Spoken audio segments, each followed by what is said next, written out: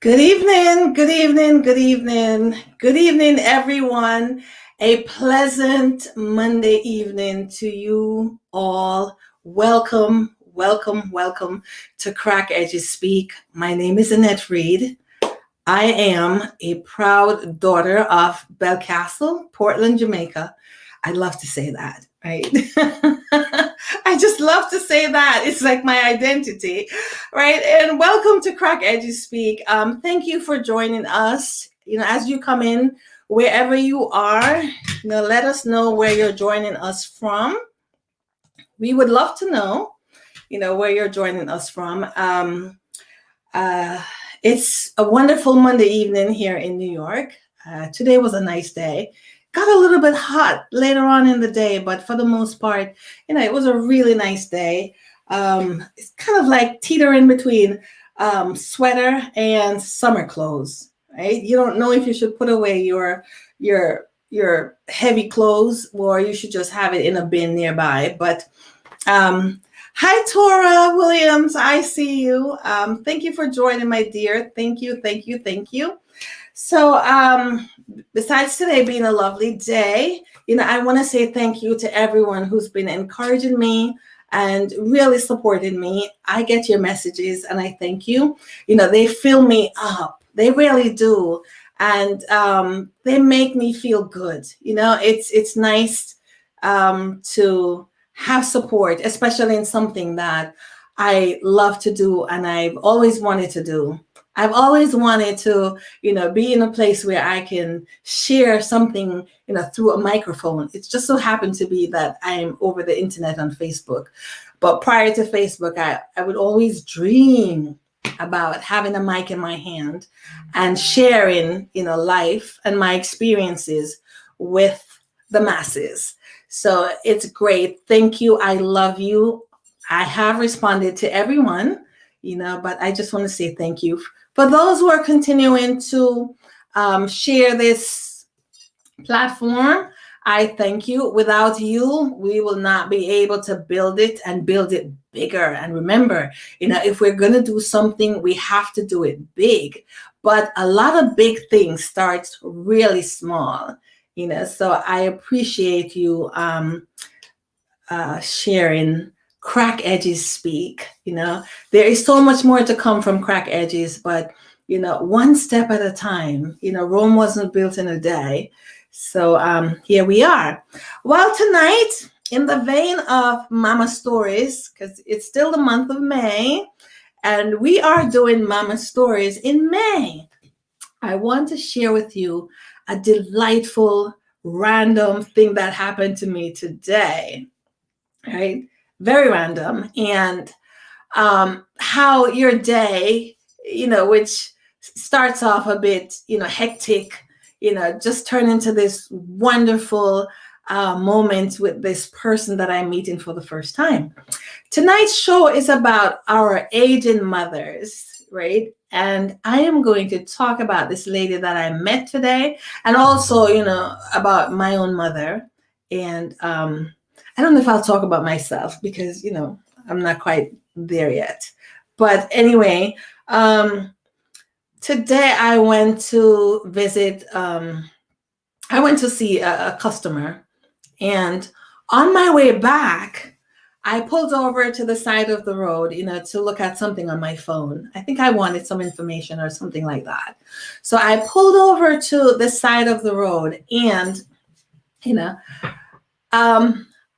someone came to my window, on the passenger side of my car. And I looked up and there was this very petite, very put together, elderly lady. And, she had her head in a head wrap and just really demure and just looking lovely. And she said to me, I thought this was a taxi. So I said, no, it's not a taxi, but where are you going? And she said, to the bus stop, right? And I said, okay. I said, okay. And I said, you know what? I will drive you to the bus stop. And she said, you're sure? And I said, yes. I said, come on in. And she opened the door and she came in. And she has a like a walking stick, right? And she came and she sat down. And my intention was to drive her to the bus stop, which is not really out of my way, but I wasn't really going there.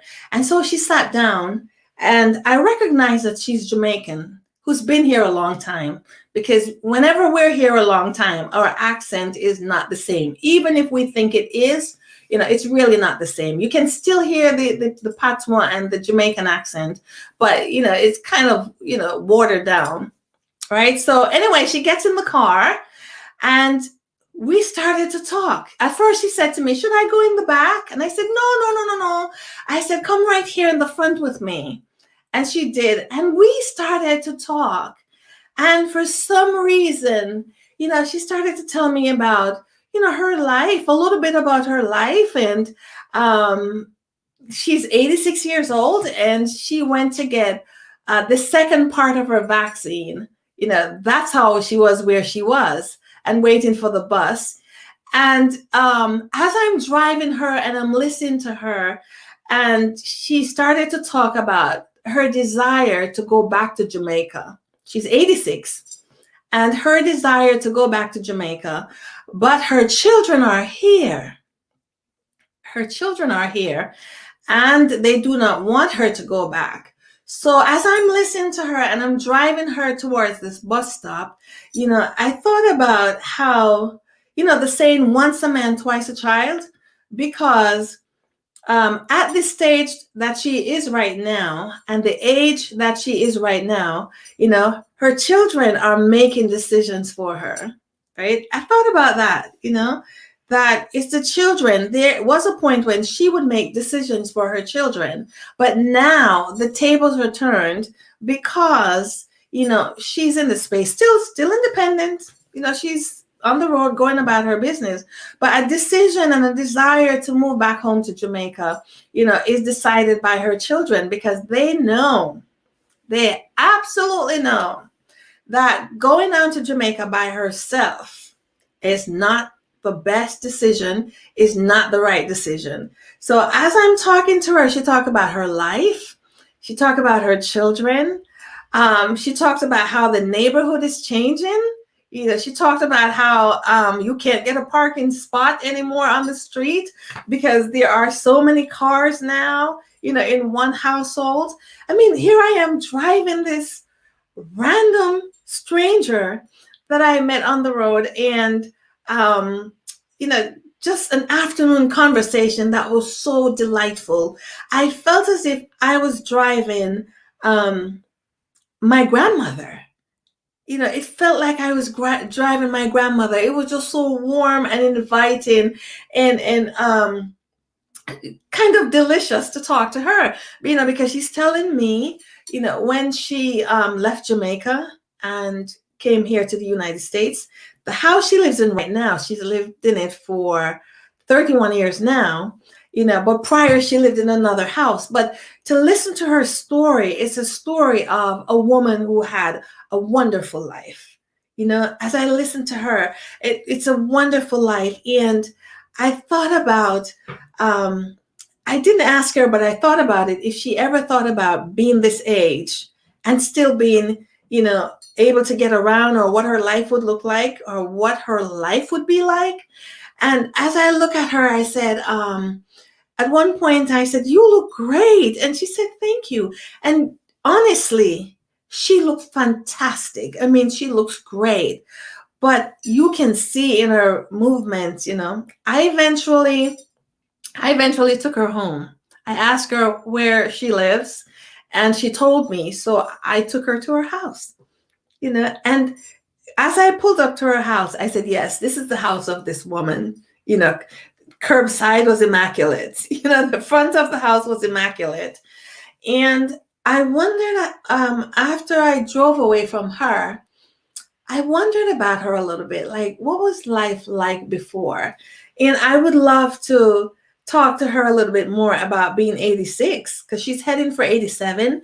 and she lost two of her brothers, so the age where you lose people, and if you're the only one left, and now you can make some decisions for yourself because you're capable, but the major decisions about life, right, is being made by someone else.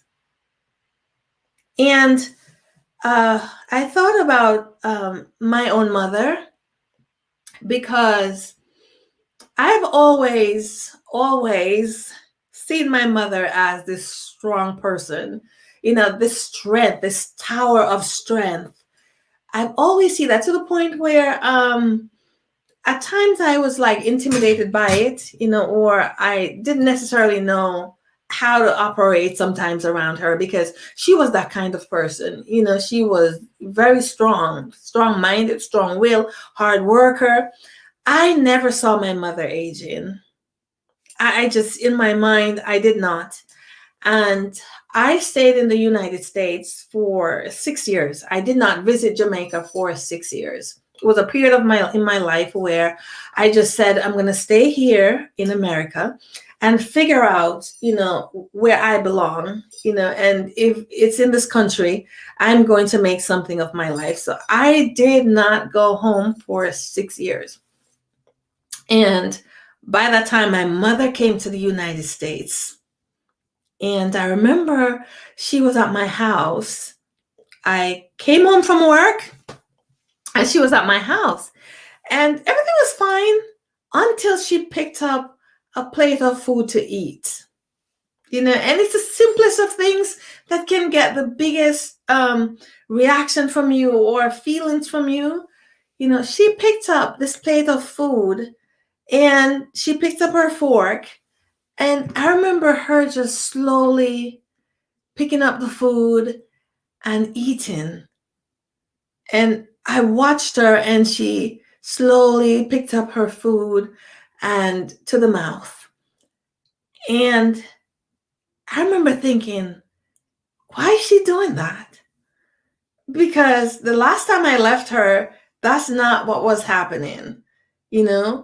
Why is she so slow? Because remember, I had not seen her in 6 years, right? And I watched my mother for a good 10 minutes or so. She's slowly chewing, eating her food. And I said, oh my God, my mother is getting older. My mother is aging. It's somehow in my mind, I did not leave room, for my mother to age. She was still very strong, because we could not really do anything that she did not want done. She was still at that point where she was still very capable. But I watch her, it's almost like a measured walk. When she walked, like slowly, and forgetting things. One time she was cooking on the stove. She was making pea soup, and she forgot it on the stove. And by the time she remembered, there was no soup in the pots. And I said, is that age? Or is that the fact that she forgot something? But then she forgot so many things, I started to recognize that this is age. If you grow up when I did in the 60s and 70s in Jamaica, a lot of households had a grandmother. They had an aging parent, the ones that will pass down wisdom to us, the one that will tell you how to make a good pot of chocolate tea, or they told it to our mothers and our mother would then teach it to us. A one that would tell us how to make, my mother would make dumplings, with Johnny cake, bake them in this cast iron pot. She was not a lover of fried dumplings, but she would bake them in this cast iron pot. And she learned to do that from her grandmother, right? From her grandmother. So when we were growing up, you always had someone in your house where you are learning from. You are learning about, the stages of life, the stages of development. You have little ones in the home, and then you have teenagers in the home, and somewhere there is your aging grandmother, if you're lucky enough to have lived to see your grandmother, because I did not know one of my grandmother, because she passed away before I was born, I think, or after I was born, and I was very young. No, before I was born. She passed away before I was born. So I did not know her. But if you're lucky enough to be in that house where you can, have knowledge and wisdom passed down, from your parents, your aging parents, they have time now to sit back, right, and recall stories and tell you stuff that they perhaps couldn't have told you before, because they were so busy with life. They could teach you stuff, but they were so busy with life. But as I was driving with this wonderful lady today and taking my time getting her to where she needs to be, I just felt so filled up inside, just driving her. I call it my driving Miss Daisy moment, just seeing also a reflection of, my years, if I live that long, to see through her eyes at age 86 that she's still capable. She can still get around, but also the limitations of being that age, the limitations of being that age, because she cannot go down to Jamaica and live by herself. She has to stay here in New York where her children are, so that they can continue to take care of her. Right? So that's what I want to talk about this evening, our aging mothers. Sometimes it makes me very sad when I meet people and they say they don't see their mother in a long time. They don't see their mothers in a long time. They don't go to visit. And it depends on the relationship. I'm talking sometimes people who had good relationships with their mom, and somehow they don't go see them. Sometimes it's difficult to go see your aging parents or your aging mom. But at the same time, they need us at that age. They need us during that time. They need us to be around them, because to socialize and to keep them alive. To keep them alive, and to not place them in a corner. In a place where this is where you stay because you're old, right? We need to be around them. We need to visit them. We need to include them in what we do, but even if it takes time, because sometimes you have to. I remember being in Jamaica and,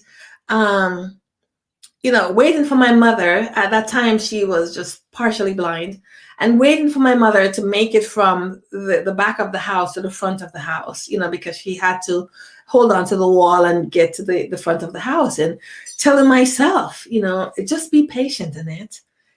She'll get there. And I was quite fine. I was quite fine waiting for her to take her time and to get to the veranda. But some people are not like that. It's like they have no patience, for older people. Even their own mothers, they don't have that. They don't have time. They don't have patience.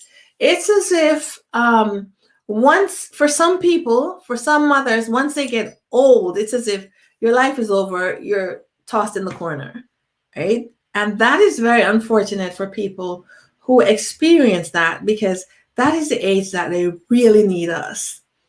They really need us. Today, as I am driving this wonderful woman, I said to myself, I hope if I live to see that age, that I am still capable of getting myself dressed and looking really spiffy, and going to my appointments, and who knows what will happen, because, Savannah will be, my child will be still very young and have a life of her own.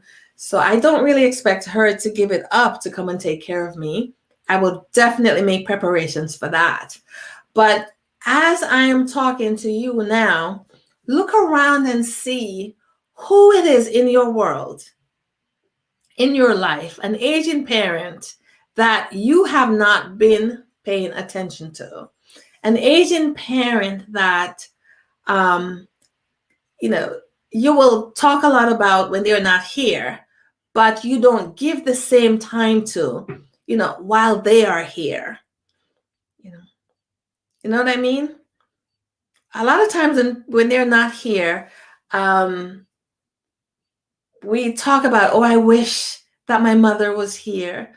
I wish that my grandmother was here. Well, if they're here now, take the time to visit, take the time to be with them, take the time to conference with them, take the time to be around them and learn some of these stories. As my mother got older, it was easier to talk to her because, of course, she is, a bit mellow and had time, So whenever I'd go to Jamaica, I would ask her questions, because I wanted to know. I definitely wanted to know. And she was willing to answer, you know. When she was younger, she didn't have time. Like, don't bother me. But when she got older, she had time and she was willing to answer. And I believe, she became reflective, of her life and the fact that here I was wanting to know, and I wasn't afraid to ask her. I would think about what I would ask her, but I wasn't afraid to ask her. But I love going home and being with her and getting her favorite champagne and toasting to the years with her. Like, what are we toasting to, Mama?